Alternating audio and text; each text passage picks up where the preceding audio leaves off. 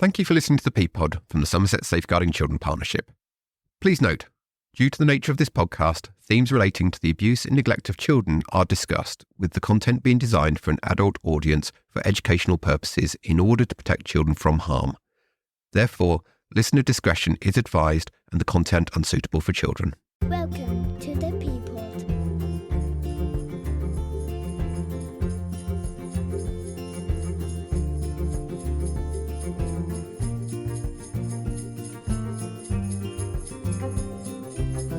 Right then, welcome back to the ThePPod, the partnership podcast from the Somerset Safeguarding Children Partnership. Now, I have to say, within the business unit, it is no secret that our eminent leader, business manager, Jasmine Walk, is a huge fan of EastEnders. And that has got us talking the other day about the EastEnders Christmas special coming up. And that got me thinking, well, actually, do you know what? Only Fools and Horses have done it. Gavin and Stacey are doing it this year. Even Star Wars attempted it one year. So why don't we do a Christmas special as well? And we thought it would be a really good opportunity just to bring to you some of the kind of things that often happen in the background that people don't get to see and sort of see the work of both the business unit and of the partnership as a whole. So I've dragged them kicking and screaming today to join us today to give us a bit of a Christmas special, an opportunity to round up all the work that we've been doing over the last year or so, and both as a business unit and as a wider partnership. Now, some of the team you'd have met before through previous podcasts. Some of them you wouldn't have heard here. So we'll just do some quick introductions if we can. Jasmine, can I start off with yourself? People have met you before from some of the specials we've done. Of course. Thanks for having me, Steve. I'm Jasmine Walk and I'm the business manager for the partnership. I'm Gemma Whiting and I'm the business support assistant. Lovely. Thank you, Gemma. And I also refer to Gemma as the glue that holds me together on a daily basis, because that's exactly what she does. So all of the training side of things, you might see Sam and I in the foreground. Gemma is very much there in the background doing all the legwork to kind of make it run as smoothly as we possibly can. So thank you, Gemma. Sam, can I come to yourself next, seeing as I just mentioned you? Yeah, thanks, Steve. Hi, everyone. My name is Sam Sandy, and I would have seen a lot of you during the training being delivered. So I'm the training officer for the Somerset Safeguarding Children's Partnership. Hi everyone, Nicole Waldridge, Project Support Officer for the Somerset Safeguarding Children Partnership. I'm Rebecca Leggett. I am the Policy and Projects Manager for the partnership, and some of you may have met me at some focus groups or completed some surveys for me. Thanks, Rebecca. So that is us as a business unit. So sometimes people think about the partnership business unit being a huge, great big team, but it's us. There's 6 of us here. So we just thought it would be a really good opportunity just to give you a bit of an update. Some of the things we've been up to, as a business unit, and some of the things that the wider partnership have been up to, and just to kind of help to explain and understand a lot of the work that goes on in the background. So let's sort of start it off. Jasmine, can I start off with yourself as this kind of business manager? Maybe are you able to just give a bit of an overview about some of the kind of the key priorities, some of the key activities that we've been taking place over this last year? Is that all right? One of the things we have to do as a partnership is we have to complete a rapid review when there's a serious incident involving a child in Somerset. So that's where they're seriously harmed and abuse or neglect is suspected. So in 2024, we've done 2 rapid reviews within the partnership. So I can't share the details as these reports aren't published and we need to protect the confidentiality of the families involved. However, I thought it might be useful to share some of the themes and some of the learning that came out of those reviews with you. Yeah, that'd be great. Thank you, if you could. The first review we did related to non-accidental injuries to a baby. There was lots of learning that came out of that review. Some of it related to what we might call dynamic risk assessment. So what that really means is really understanding what the needs of the family are and updating what plan of support is needed when the situation changes within the family. So if there's a sudden change for the family that really escalates their stress levels, that multi-agency group around them having to think about what extra support might be needed in those circumstances. And that's actually a theme that kind of comes out through kind of national work as well. So the National Child Safeguarding Practice Review Panel, they look at all the themes across all the rapid reviews in the country. And in their 22-23 annual report, they actually highlighted that kind of parent and family stresses were the most significant factor in escalating risk when it comes to safeguarding younger children. So something that's seen nationally and also came out through our review this year. And a kind of second key piece of learning that came out through that review was about homelessness and really making sure that housing are invited to multi-agency meetings where there is risk of homelessness. And then probably the third central theme that came out through that review was about, again, language. Really important, isn't it? So it's the difference between observation and supervision and what that might mean to different agencies. So, for instance, clinical observation is what a health professional, records after they've completed some routine healthcare with a patient. But supervising a child with their parents, which is also called family time in Somerset, is where, for the safeguarding needs of that family, a professional needs to be present to ensure the safety of the child. So really pulling out this difference between observation and supervision. Actually, this year, the partnership have amended the pre-birth meeting template, and it now has specific wording to help that team around the family really think about what is needed for each family's circumstances. And you can find that form on our website as part of the pre-birth planning toolkit.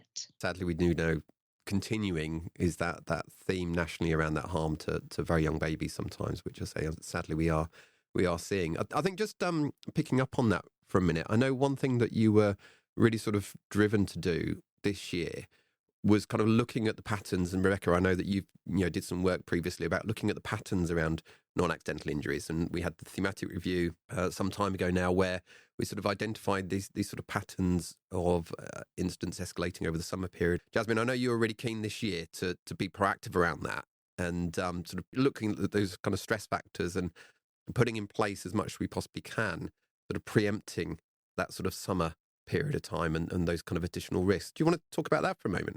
So kind of data tells us that the summer can be a really stressful time for all families, but particularly those with young children. So off the back of this learning, as well as other reviews that has been done locally and nationally, at the beginning of July this year, the partnership held a non-accidental injuries week. It was a week of kind of awareness raising for practitioners around the risk factors associated with NAI. So like you say, those stress factors, but also really highlighting the support available for families locally. So alongside this week where we were raising awareness, we launched a new webpage with absolutely loads of information and support on there so that practitioners can find out more about how to support families during pregnancy and in early years. And that's on our website, so you can go and have a look if you haven't seen it already. And Rebecca, a lot of people may not know, but you are often the nuts and bolts behind the website, pulling all that together. So I know you did a lot of work with myself as well, kind of looking, like you say, at the research around actually what are some of those stress factors, particularly for young babies, but also wider for families, I think. And we were saying as well at that point in time that often there's a lot of anxiety from agencies, for education, for example, where they maybe not be seeing a family for 6 weeks at a time. So do you want to sort of talk about some of the work we did looking at those stress factors and looking at building that web page around some of the support available, I guess, within Somerset? Yeah, so we put together the non-accidental injury page and looked at things such as what is non-accidental injury. We pulled some of the information from the local and national websites and looked at factors that can increase risk of NAI. So that vulnerability to babies, their total independence on caregivers, the parental mental health issues, drug and alcohol misuse, etc. And put some of that support for families on the website. So advice and services for families are on there, such as financial challenges come up, who they can reach out to, so citizens advice, financial hardship support, etc. Social isolation, what there is in Somerset to support families, so Connect Somerset, village agents and talking cafes. All of that information has been put on there as practical resources for practitioners to use to support families. And there are other resources on there as well, which are much more practitioner focused for learning, such as Jasmine mentioned, we had the pre-birth planning toolkits. There's the family strengths and needs toolkit on there that are available for use. And there's some really great video resources as well to support some of that learning that have been recorded at previous forum weeks that the SSCP has held, and other areas as well, including ICON. So ICON Week in schools, ICON Week is held every year. Those are held on that page as well, including another podcast, Helping Parents to Cope with Crying. So there's lots of resources there to support families and to support practitioners supporting families. We'll come back to the website in just a minute, if that's okay, because I know there's been lots of other work you've been doing around that. And just for everyone's reference, that page is still there, is still live. So we've tried to pull together, like Rebecca said, all of those kind of local links, national links for support for families. So do have a look at that, because I say we're trying to list as much as possible. Yeah, so in terms of non-accidental injuries and support for, families with young children, that really remains a priority for the partnership. We have a priority called Safe Start to Life. And underneath that, that's kind of where we do all of our activity, where we're providing that support and information for practitioners who are working with young families. So that was the first review that we did this year. So we did one other rapid review this year, and that was around the theme of child sexual abuse. So I'll tell you a little bit about some of the learning that came out of that review.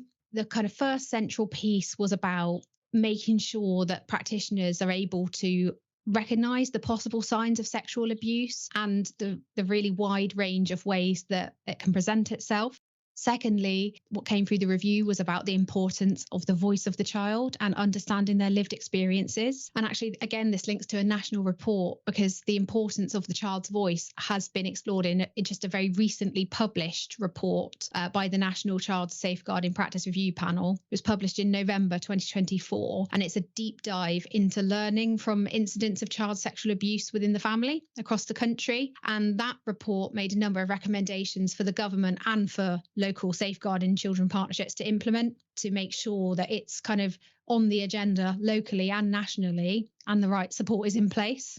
And then the third kind of central way of learning that came through that review was about effective information sharing between agencies. So making sure that events aren't seen in isolation, which can really delay concerns being identified. It's about joining up that information and that child's story and lived experience to really understand the risks. And actually, that was also a central learning theme that's come through national reviews and the NSPCC review into child sexual abuse in 2020. And I know, people hear time and time again about lack of information sharing.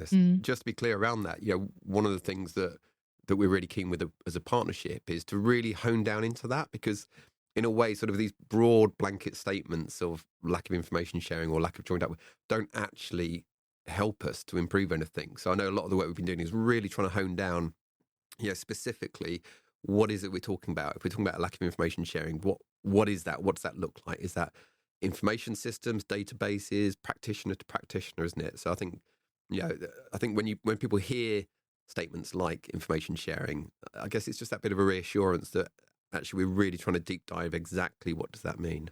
Yeah, absolutely. So that was the two reviews we did this year as a partnership. But another sort of really important thing that happened this year that it's definitely worth mentioning is the joint targeted area inspection that the partnership had back in May. So for anyone that's not aware of what a JTI is, it's where the different inspectorates from across the partnership come in and jointly have a look at a theme together. And the theme that they chose for our inspection in May was serious youth violence. That came out with some really useful learning for us locally about kind of a whole range of things. Information sharing, again, came up. In particular, this was about sharing information between agencies where there was risks of serious youth violence or exploitation for a child. Also, another central theme that came through that inspection was about professional curiosity. So when there are those risk factors of exploitation or serious youth violence, really being able to explore those as a professional group and what that means for the child.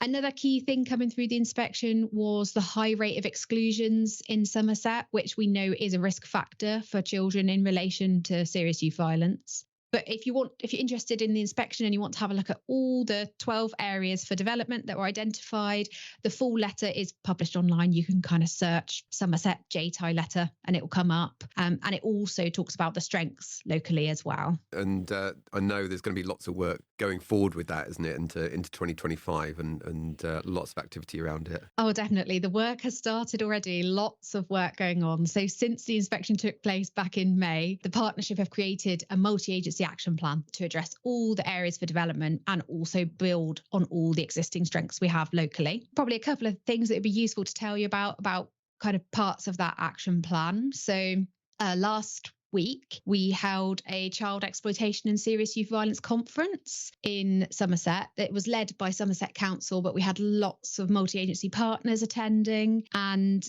the aim of the day was to support a better understanding of identifying and preventing those risks of serious youth violence and exploitation. It was great. It was a really useful day. There was the voice of lived experience there. There was national experts giving our local staff insight into the best ways to support family. And then alongside this, we're keen to keep the learning going and to have that ongoing offer for practitioners. So we've launched a serious youth violence training offer in the partnership, which will support all staff working with children and families. And that includes as well trauma-informed e-learning. And you can find all of that on our website if you're interested in finding out more and increasing your knowledge in this area. So the final thing to highlight about what we're busy doing from the action plan is around the governance of serious youth violence in Somerset. So that might not be something that you see every day and you come into contact with in your role, but it's really important to make sure that where there's trends and concerns around exploitation or serious youth violence, that is being escalated up to the right people to be able to take action and to reduce the risks to children and families. We also need to make sure we're holding the right meetings with the right people around the table to look at our local concerns and take the actions that we need to. So hopefully by making those changes all the way from practitioners all the way up to the leaders of our agencies, we're helping to kind of drive forward those improvements within services and improve the experiences of children and families in our area. So lots of stuff going on with the plan, but the executive of the Safeguarding Children Partnership alongside the Violence Reduction Partnership in Somerset as well are going to continue to monitor that plan and make sure it's being delivered locally. Great to have that overview right at the start, because like you say, often a lot of things happen supposedly sort of in the background, although there's a lot of activity, a lot of people involved with it, but quite often sort of frontline practitioners in particular don't sort of see all that taking place. They just kind of see some of the headlines pop up every now and again. So thanks for giving that overview. Rebecca, can I come back to yourself for a minute? Because we talked about the NII webpage just now, and a lot of people have sort of really positively commented about the partnership website, which I have to say you were instrumental a couple of years ago, really driving those changes and did a lot of work looking at the analytics of the old website, looking at what it's used for.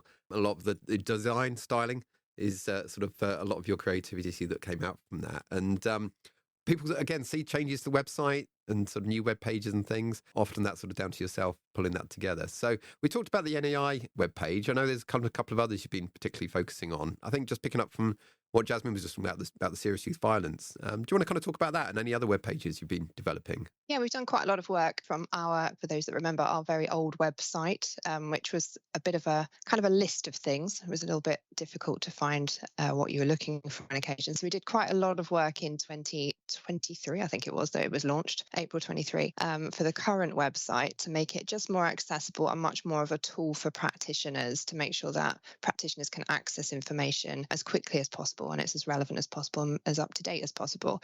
So we've probably spent the last year since then as well developing those pages further from the learning that we've put in place since then, and we're constantly seeking feedback as well. So if anyone has feedback on those pages or can identify areas where we might need to put more resources in, we are always open to hearing your suggestions. But yeah, certainly this year we've added in, as mentioned earlier, the non-accidental injury page to support learning and development around that theme, and also the serious youth violence webpage as a result of the JTI work that has come through this year as well. So that's to support practitioners' understanding of what serious youth violence is, to support them with understanding what resources are available to them to continue to understand that, to recognise it, to know what to do when they recognise it, and also to host a lot of links to resources, again, some of those experts in their field around serious youth violence, and links to training that's available to them in the county. So we've done quite a lot of work around some of those specific themes this year that have been raised amongst the partnership and have been identified as areas that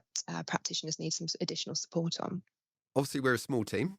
We kind of have specific areas that we work in as a business unit, but often there's a lot of overlap in the work that we do and a lot of collaboration between us. And I think building on what you're saying, Rebecca, there about the website, Nicole, I know in terms of the kind of resources side of things, you've been working a lot with Rebecca over the last couple of years or so, sort of really honing down some of those. So You're able to kind of talk about some of your work around the tools, resources, the information that goes out as well. Yeah, definitely. So this year we've done a lot of work on the pre-birth and early years resources. So this was formerly known as the pre-birth workbook. So that's been reviewed in line with feedback from practitioners. And also we had a task and finish group, which was held with multi-agency practitioners who all gave feedback on the previous resources, any suggestions for new resources, and that enabled us to progress this work. So in terms of the updates, the main ones include the removal of resources that were not strengths-based, adding additional resources to reflect any updates since 2021 when they were first published. It was also amended in line with the current SSCP branding, and the name was changed. So the reason for that was to differentiate further from the previous resources in place and also to avoid any confusion with the pre-birth toolkit. So as a result of this, this is now a live page and can be updated at any point with any additional resources. Another thing that we have worked quite a lot on over the last couple of years is the bite-sized briefings. So there are a wide range of those available, and they cover a variety of topics, things such as information about child protection conferences, early help, serious youth violence, which is been a big focus for us this year, and good practice nominations. And that's just a few of the resources that we've got available. And just pick up on that last one. I think often we focus on when things go wrong, and we're always saying, and Sam and I are always saying in training, there's just as much to learn from when things go right as well. So that good practice nominations as well, I think is really key that you've sort of pulled together recently, just highlighting actually this is some learning for some really good practice that's taken place. Yeah, definitely. We kind of recognise that as a partnership as well. So this year we completed 2 good practice conversations. So that involved gathering the frontline practitioners working with the families to explore areas of good practice. And this time we focused specifically on safeguarding unborns and babies. It was a really positive exercise because it enabled the agencies working with the families to reflect on what worked well. So some of the areas that they highlighted were things such as recognising the importance of engaging fathers. So in one of the conversations that was held, they spoke about holding meetings at different times of the day to suit the father's working pattern, and potentially holding them at lunchtime if that was the most appropriate time of the day. It was also around understanding the importance of supervision. So when practitioners are unsure about resources that are available, speaking with their colleagues and understanding anything else that is possible for them to use.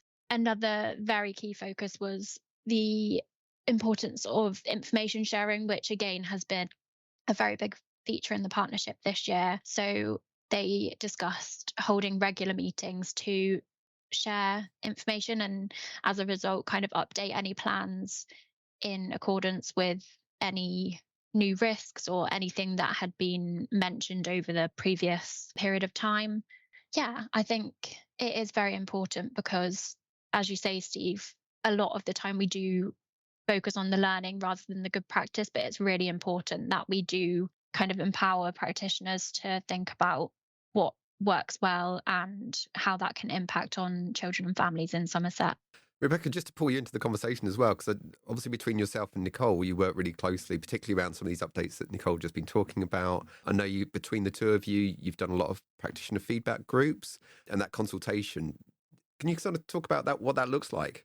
Yeah, so we pulled together as wide a group of multi-agency practitioners as possible to reflect on the tools that are presented to them through the SSCP website. So we're getting that feedback constantly and that evaluation of tools. How is it working for them in practice? What improvements could be made, and specific issues as well, specific to their services and to their practice. So very different how somebody would use a tool in ED to somebody using a tool in schools, different relationships that services build with young people and with their families as well. Those that get a very, very quick snapshot moment with those families and those that have a much much longer opportunity to build a relationship with that family or that child. So a tool has to be a kind of one size fits all, which is almost an impossible task, but we attempt it. We listen to those practitioners, we listen to what they have to say, we gain their feedback, and then we consult with them on the process of developing and changing that tool as well. So it's understood in the process that, you know, it is a one size fits all tool, but everybody gets a voice in what that will then look like to develop to support all those different needs.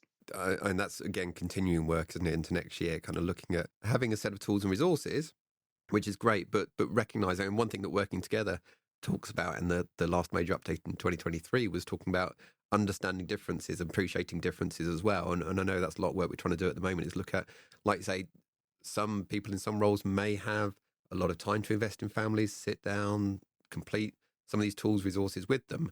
Others, if you're a GP, you may have sort of 10 minutes with a family. If you're in an emergency department, GP, doctor, and, you know, sort of dealing with crisis situations, you have that snapshot in time. And it's about how we try and make sure that actually the needs of families are still identified, but recognizing those sort of challenges of different roles within it. And I wouldn't say we're there yet, but it's definitely something we're kind of really focused on, isn't it? And looking to develop further, particularly into next year, I think. Definitely. And I think you picked up on a key point earlier as well about language. I think that's a fairly important point as well. When you bring multi-agencies together, you have to develop a common language that works between agencies, and quite often different agencies have different languages, different abbreviations. It can be quite a challenge for other services to interpret that. So again, it provides a bit of a forum for us to understand that and hopefully share that with the wider partnership and try and understand, take that into account in different resources that we produce as well. So we're not there yet, but we are always striving to achieve the best we can for everybody across the multi-agency. So in terms of those updates, I guess what are the major updates we've kind of been looking at as a business unit this year and as partnerships? So we've looked at Family Strengths and Needs Toolkit. We're always kind of evolving all the other tools and resources. I know we've been sort of looking at the moment around the effective support document. And Nicole, you mentioned as well a minute ago about the information sharing guidance changing and that being updated. And that sparked a lot of work in the background, hasn't it? Trying to make sure that as a partnership, we're really informing agencies about those changes in the information sharing. But also, as Rebecca, you and I found, it then has that big sort of knock-on effect for other information. So we talked about the effective support documents. We've been looking at some of that, making sure that aligns with the information sharing guidance. And then I guess the other thing to kind of throw into the mix, which people may be aware of, is around the early help assessment and some of the work we've been tasked to do as a business unit of the partnership, looking at some of the recommendations around that. And I know, do you want to kind of talk about some of that? Because people may be aware there's been a bit of a review, but not know what that looks like and sort of where we might be going with that. Yeah, the EHA, it's a fun topic to approach.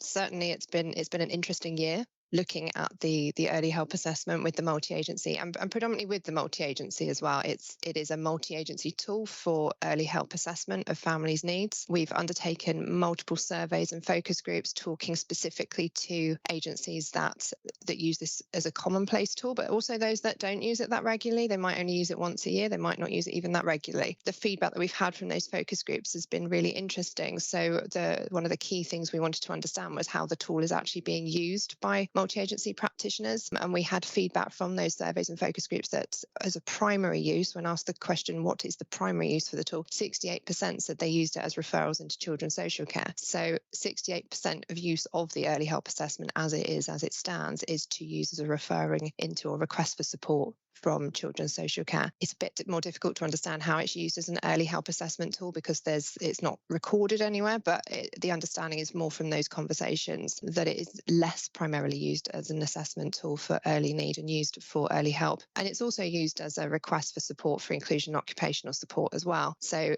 it has multiple uses. So again, it's one of those kind of challenges where a tool has to fit multiple agencies with multiple ways of reaching and working with families, but it also as a tool has multiple functions as well. And that has been quite a challenge. We've had some really interesting groups, some amazing feedback from multi-agency partners that will help us to identify how we can make changes to that tool to support practitioners to get better outcomes for children and families moving forward. So 6 key themes were kind of raised from those conversations. One was around practitioner confidence. So that's around using the tool. So saying about, those that regularly use the tool versus those that don't use the tool very often. There was really positive feedback from those that use the tool on a regular basis, but more difficulty came in from those that don't use it regularly. It's just that lack of use, that common use. I think we're all pretty much the same, aren't we? If we use something regularly, we understand it. We can do it quite quickly, quite easily. For those that don't use the tool, there's a lack of confidence. Again, it's something, if you do a process very irregularly, you're not so confident about undertaking it. Thresholds and criteria was raised as well. So increasing thresholds. I think it's more about there's increasing complex need rising amongst children and families. I think that's a national issue, but that was a theme that came through.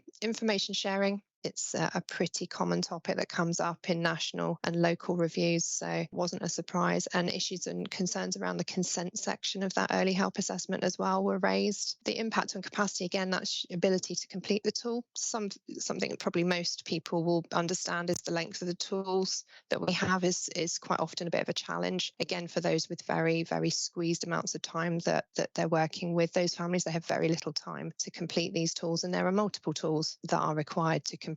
And the accessibility and format, I think yourself, Steve and Sam, in training, you've probably heard from people working with you on those training courses quite frequently that there's a lot of positive feedback around some of the SSCP's online tools around the effective support document and how easy they are to use. And the EHA is currently in a format which is a Word document. So there were questions around, could we turn it into an online tool? Would that help with some of that impact on capacity? Would that help some services complete the tool more quickly? Were there ways of importing data directly to that tool? So there was lots of really, really good discussion that came out of those focus groups. And we're now taking part in a phased process to review and update that current version. It's a bit of a watch this space. It's a slow process to make those changes, but the longer term activity and the future development of the tool is looking really positive. So whilst it will take some time, we're doing it in stages. And at the moment, we're looking at streamlining some of the information on that page, on that current tool, to make sure that there's less duplication, improve that kind of accessibility. And we're improving the clarity around consent. So there have been updates this year, obviously,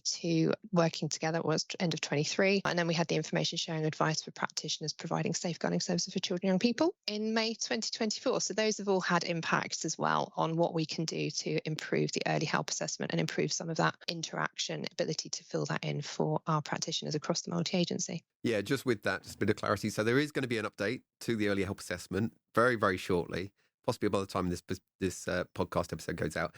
But that's just to kind of align it to the information sharing guidance. And Rebecca, you've done lots of work, I know, with the various data protection officers from the partnerships agencies, kind of making sure that it all aligns with the current guidance and legislation. So that is coming out shortly. But like I say, there is going to be a longer term piece of work where I know you've pulled together a lot of work to make some of those recommendations, which we then put into the partnerships agencies and sort of seeing where we go from there. So yeah, watch this space on the kind of potential bigger changes, but there will be an update to it very, very shortly coming out just to align it with the information sharing guidance.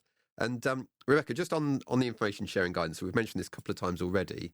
Again, in terms of the web page, I know you've done lots of work around that. Yeah, again, we had a task and finish group, a big multi-agency group of people coming together to look at what the information sharing updates, those ones I mentioned before that come from Working Together 23 and the May 24 updates specifically to information sharing advice for practitioners in safeguarding. We came together and produced a piece of work collaboratively with the data protection officers as well across from the main key partners across the agencies. That was launched in August. It looks at or outlines the importance of sharing information about children, people and their families. It aims to provide clarity and consistency for when consent is required. And that in turn, hopefully, will build practitioners' confidence around information sharing. So again, that came out of the EHA. It's come out of other areas of our work as well. I think we've had feedback as well with that lack of confidence, I think it is more than anything, in understanding what that guidance actually means, the interpretation of it. Again, that's probably down to, the need to make those decisions quickly. Means you don't have time to sit and read the entire document that came out in May 2024. It's, pretty arduous task. So the web page itself is looking to provide that clear guidance in a really easy format for practitioners across all agencies. Again, as I say, it was developed in collaboration with a multi-agency group. So it was referenced back to them to make sure that practitioners in all those services would be able to to take on board that information. It was written in such a way that was understood, and again creates that common language across all agencies. So on that page on the SSCP website, information sharing and consent, you'll find things like frequently asked questions that very commonly come up, information sharing PowerPoints. That's a CPD piece that can be used in team briefings to help brief your team and for the team to understand what information sharing looks like and what that new guidance means for them. There is an animation that was put together brilliantly by yourself, Steve, and that is the guide to information sharing. So again, there are different ways of approaching that learning as well. There's also a special ThePPod podcast episode, another episode there looking about information sharing. So again, it's sort of reflecting on how people's learning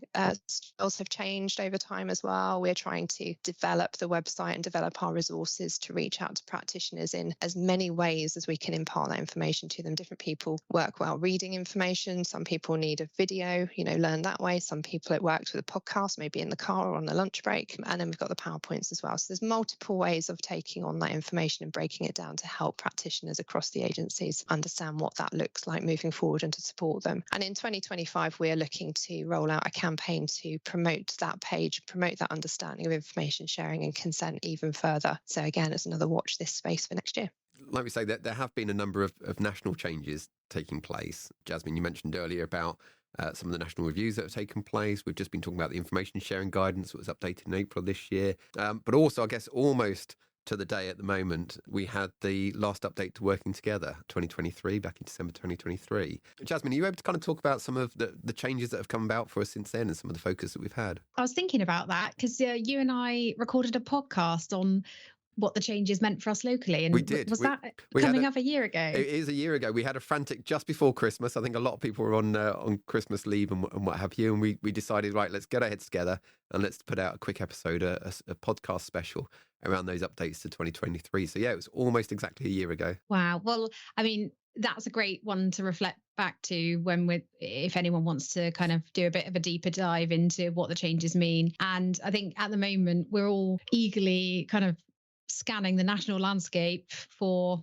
Working Together 2025 and what that might mean. There's also a welfare bill in train, isn't there, Steve, in terms of proposing a number of changes to the way children are safeguarded nationally, and that will have kind of a potential impact on what we're doing locally as well. I know, and some of the activity that sort of highlighted around the updates in Working Together, which we did talk about a year ago, was about making sure that partnerships are better engaging with the voluntary sector in particular, and recognising those as really key partners as well. So I know you've been quite driven around that. Yeah, I think there's two sectors that are really focused on: the education sector and the voluntary sector. So it's the question of how the education sector are given a strong voice in safeguarding children partnerships. We've done lots of work on that locally in terms of inviting an education executive member, Natalie Hanna, onto our group that leads our partnership to make sure that on all levels of what we're doing as a partnership,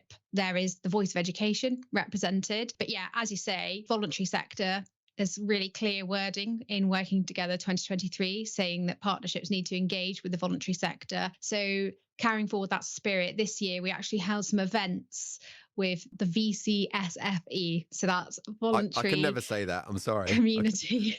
I tried.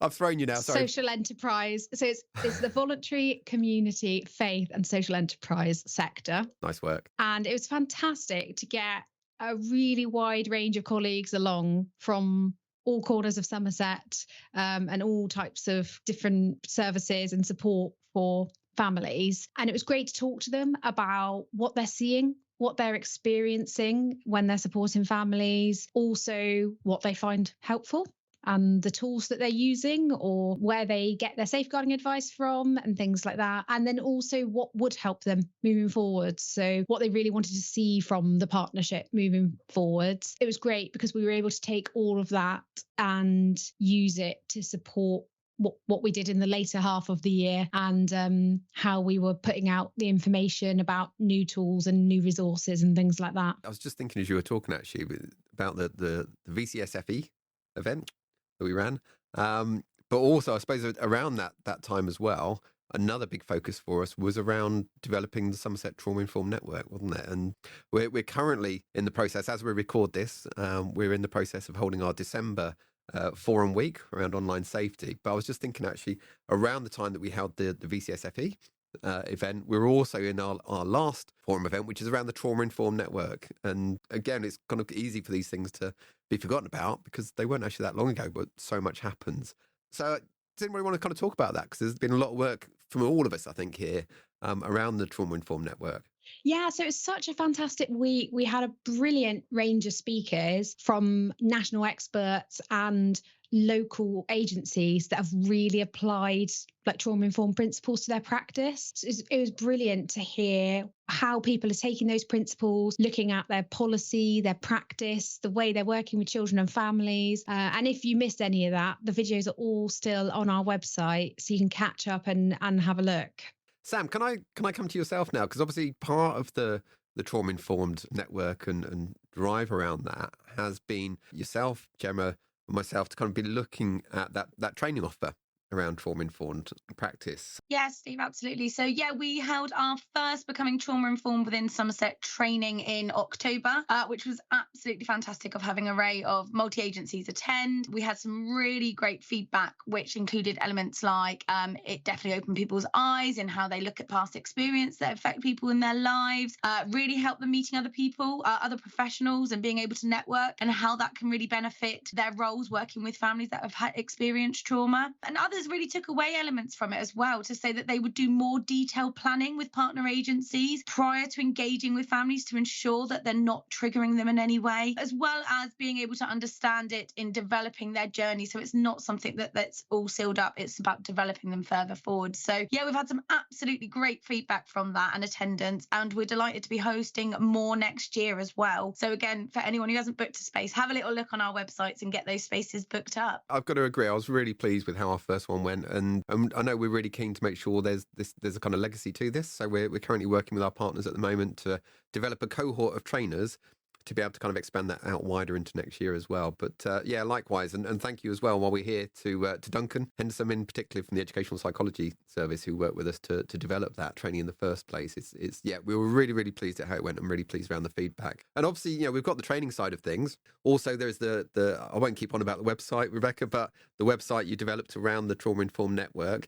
I guess the other piece of work I really wanted to highlight to people is something that I was really pleased with, is the work that you and I did with young people, getting their voices, and the film that was put together from that. Yeah, that was a fantastic piece of work. We had such a great opportunity there to work with young people from across the different young people's voice groups in Somerset, and it's always amazing to work with them. I think we really enjoy that opportunity when it presents itself. So yeah, we looked at trauma.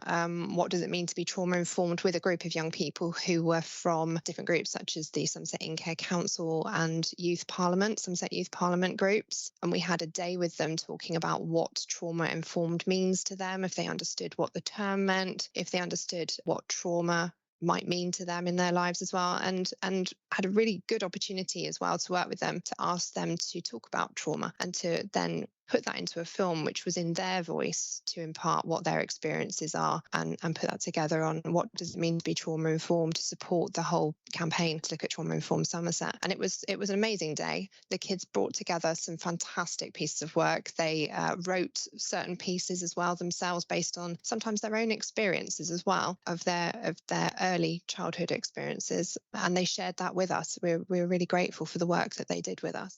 Trauma is not what happens to you. It's what happens inside you as a result of what happened to you. Trauma is the invisible force that shapes our lives. It shapes the way we live, the way we love, and the way that we make sense of the world. It's the root of our deepest wounds. When I'm given choices and clarity, it gives me the chance to feel safe in making and exploring the choices I've been given, and I know they're real choices rather than tokenistic choices. I have worked with people using a service, and I have had a choice in where I've moved. I feel like this decision definitely helped with my confidence and trust. When I'm given a voice and where I could live, and given that option made me feel heard and listened, I could look at the areas that I could live and choose what was best for me. Inclusivity is really important to me due to being autistic, and when my needs are met, it means I can start moving forward and planning for my future. Empowerment for me means that I am included and supported in what happens to me in my life.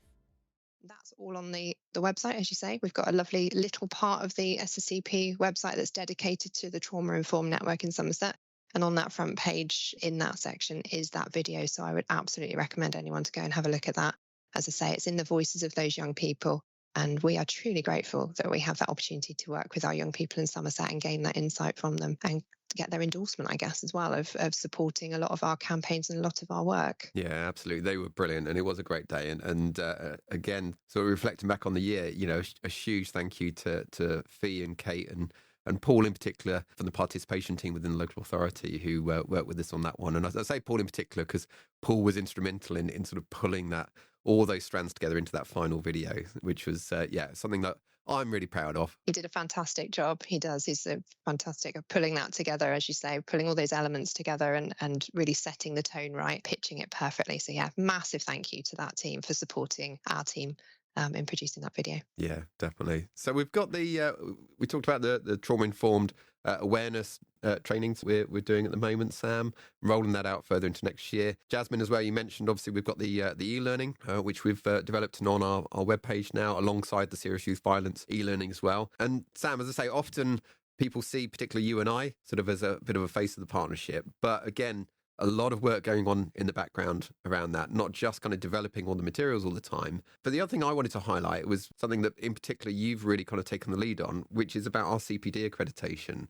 And there's a massive amount of work that's gone into that. Yeah, absolutely. I mean, it's been a bonkers year for us delivering training either face-to-face or online, and it's gone off the scale. But we have in the background also been able to secure CPD accreditation, which we're absolutely delighted on. We've worked really hard on our cascade packs, which people have been absolutely brilliant in and delivering them annually within their single agencies. We've secured it for that, as well as our 2-day advanced child protection training. It's something that, you know, we work together on. We look at getting the lesson plan sorted, the notes, etc., and just making sure it really hits that criteria of that outstanding training that we can deliver. And there's also going to be new ones coming forward, so we're also going to work towards gaining accreditation for the Becoming Trauma Informed within Somerset that we just mentioned, as well as getting the introduction to child protection as well. So lots more exciting things to come, as well as lots more hard work in the background for us getting that completed as well. And we've also got that bit where that you guys can add that to your email signatures as well to really support that we've got that element to our training as well. In terms of the CPD accreditation, people might see that sort of the certificate, the logo on there saying it's CPD accredited, but there is a huge amount of work that's gone into that, and Sam has been instrumental in that. And like I say, gives that quality assurance mark, but also does go towards people's CPD accreditation points as well. So thank you. And I guess the other piece of work, both myself, yourself, Sam, and Gemma have been involved in twice this year now, as I just mentioned, is our Forum Week and sort of plans around that. And that's been a lot of work, but that's really pulled together. So we've had great fun with our Forum Weeks this year on some really amazing topics. So as you mentioned earlier, we held the Trauma Informed Week in June, which, as Jasmine said, if you still want to access it, please do so via our YouTube channel. As you said, we are still working on the moment around our online safety for December Forum Week, which we've had some great attendance at the sessions already, still hoping for some more to come this week, and just amazing presenters within that as well. Real knowledge of wealth coming through that we can use either in our training as we move forward, but also sharing those resources with our families that our practitioners work with. And a little bit of a teaser for next year, Steve, if I'm allowed to say, that hopefully our Forum Week will be around the serious youth violence. So hopefully, again, guys, keep your eyes peeled for those elements coming through. I think what we've been really pleased about as well with the Forum Weeks is, one, they've sort of grown more and more, and particularly the trauma-informed Forum Week. We got record numbers attending that. Some of those sessions, about 450 people per webinar, which was absolutely brilliant. But also the ability that we've sort of built up over time to pull in those national experts. So we've got our Forum Week running at the moment. And for anybody that's been able to join us for that or seen the videos afterwards, we've got some real national experts, big charities around sort of online safety and cyberbullying and what have you coming into us. And I know, again, with part of the Trauma Informed Forum Week, bringing in national experts like we had with Warren Larkin coming in around sort of those areas of focus. So yeah, it's been great, and I really look forward to the next one, as we're already looking towards in June 25, which seems like a long way off now, but it always comes flying our way before we know it. And like I say, it's been a busy year in terms of the training offer. And as I mentioned earlier, holding us together throughout all of that is Gemma, who a lot of people don't see but works really hard in the background, doing all of that kind of organising, keeping Sam and I in check, and supporting everybody to make sure we can access the training. And in terms of that sort of further development, Gemma, I know you've been doing lots of work around that and looking at things like the feedback surveys and things and the evaluations. Yes, so as you said, Steve, it's been a very busy year for training, and we've actually put on an additional 6 courses to meet that demand this year, which opens up almost 200 spaces, which is absolutely fantastic. Earlier this year, we reached out to all the professionals across Somerset to ask for their feedback, and we had a great response to that. And coming from that, we are looking to launch some lunchtime learning sessions, which Sam will be able to tell you more about. So I've already dropped some teasers of what's in store for 2025 for us. I think 2025 is going to be even busier for the training team moving forward. But yeah, following on from your guys feeding back from the training survey, which we can't thank you all enough for getting involved and responding, we are delighted that we will be offering a variety of smaller bite-sized learning opportunities, hopefully offering flexible timings, but really to help everybody engage with that development. And we're hoping this to be live by sort of March next year, because it will be a variety of delivery from different practitioners within different areas of expertise. And just a couple of teasers for you, we're hoping to get elements such as information sharing and consent, use of language and its impact, behaviour as a communication, plus many more. So do keep updated with our socials and learning bulletin as well to really help secure your places within that. And yeah, so in terms of practicalities, Gemma, there's been more demand than ever, which has been great. I think we've doubled the amount of training we're running year on year, and also lots of work with partners, particularly those within health and the police, to make sure we're kind of really expanding out across those agencies. Yes, we've had a really great attendance from all agencies, but we've seen a particular increase from our health and police colleagues, with sort of 150 plus colleagues attending the training recently, which is fantastic. I suppose we're at the stage now kind of looking into next year. We talked about the kind of the lunch and learn sessions that we're currently planning from the training side of things. Also, we've got continuation of the motivational interviewing training with Jackie Webb, our wonderful MI trainer, and also working with the local authority designated officers, our LADOs, into continuing the workshops they've been running around the low-level concerns as well, which has been really, really popular. So yeah, looking forward into next year. There's a lot going on that way in there. And I guess with that, some of the work we've already sort of started, which is going to be going into next year. I just wanted to come back to yourself, Rebecca, because I know another big piece of work that you're undertaking at the moment is around reflecting back, but looking forward. And in particular, I'm thinking about the review that you're doing for around Operation Fenestra, which, if people aren't familiar with, was the largest case review that's ever taken place, the longest case review that ever took to complete in Somerset, involving child sexual exploitation, which went back timescale-wise between about 2010 2014. And I know something that you've been really, really keen to do is look back on that, say, right, okay, what's the learning from that? Have we got that in place? And sort of doing a 10-year review, I guess. So that's going to be leading into next year, isn't it? That is, yeah. So we've started the process of that, and it's really great piece of work to do some sort of quality assurance evaluation work on, to look at, as you say, sort of 10 years later. The case itself looked at the occurrences were between 2010 2014. Operation Fenestra, which was a police operation, made the convictions of those 2 perpetrators in 2016. So we're somewhere around 10 years-ish on from it. The partnership put together learning and recommendations in 2017. And some of you may have read that from our case learning on our website. So that is all available for you to read on there. But yeah, as a partnership, our partners came together and requested that they look at this 10 years on to understand what we've learned since, what's changed, where we are sustainably with some of those actions. Are we continuing to feel assured that the work that was put in place is still sustaining amongst the multi-agency? And so that work has already started. It will continue into 2025. And it will look at things like, what the support services and pathways to identifying exploitation look like at the moment in Somerset, and ask some of those questions again that were asked in 2017 to see where we are now and what's changed. Things have significantly changed since then. The landscape of exploitation has changed. 10 years of technology have changed what the impact of exploitation around children looks like. And the learning from this particular review, I think, will be really, really interesting. For one, there's an all-age exploitation strategy needs assessment underway at the moment as well, so that will feed into that, which will be really useful to feed into that strategy next year. And for the work, obviously, across the partnership to look at what exploitation, sexual exploitation and criminal exploitation look like, those, as I say, those pathways, those services, and what we do to identify and what next for young people who are identified as being exploited. So moving into next year then, we've got a lot going on. We talked about the training. development. Alongside that, we talked about Fenestra review. We've already kind of referenced things like the continuing early help assessment review moving into 2025 and the recommendations from that, alongside the kind of reviews with things like the effective support document. We've got lots already planned for next year. So any thoughts from anybody? What have you kind of got your focus going into 2025?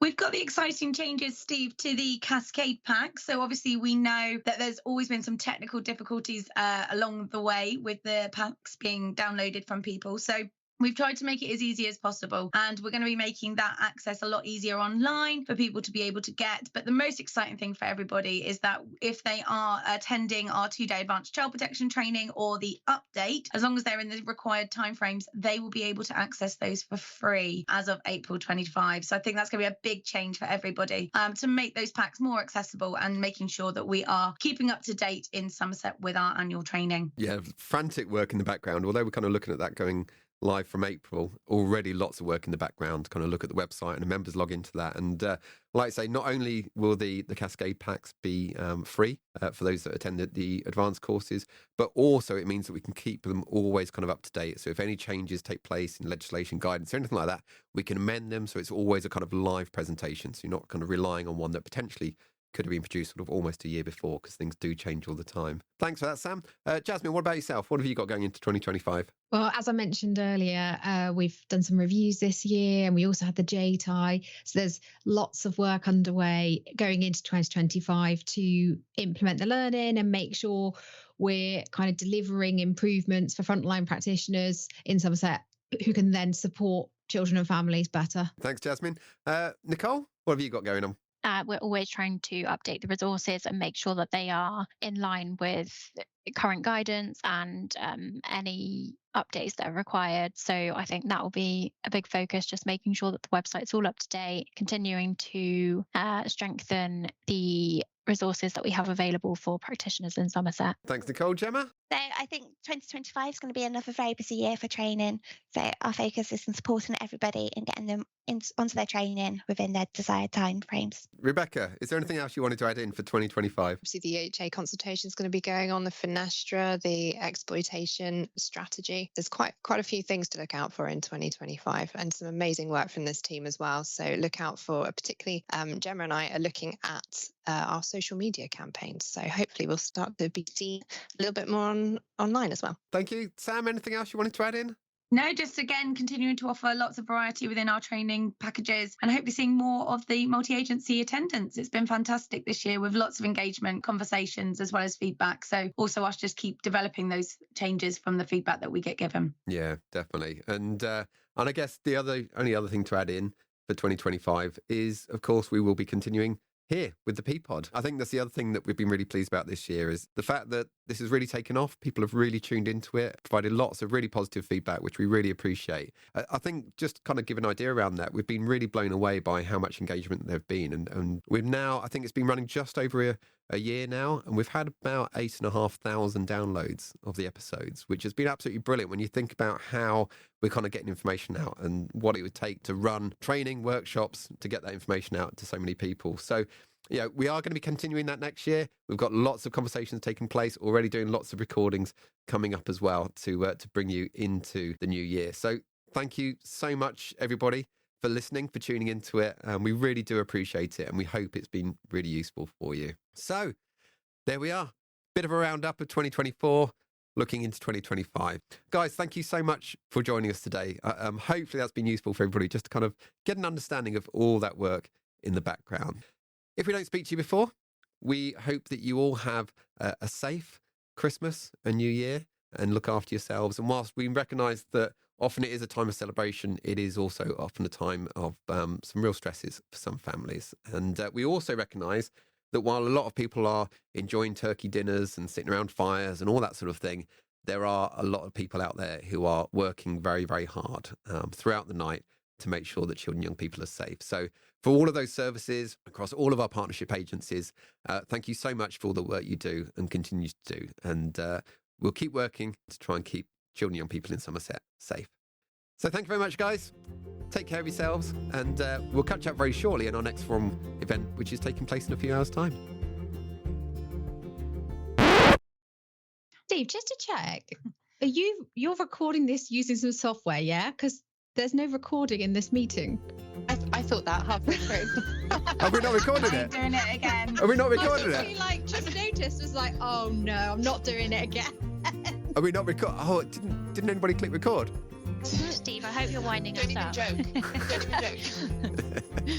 Yeah, it's okay. I'm recording it. All right. Okay. Do we need to do a little bye? Do we need to do one of those? Yeah, go on then. Bye, everybody. Bye, Steve. Bye. Let's work together to help keep children safe.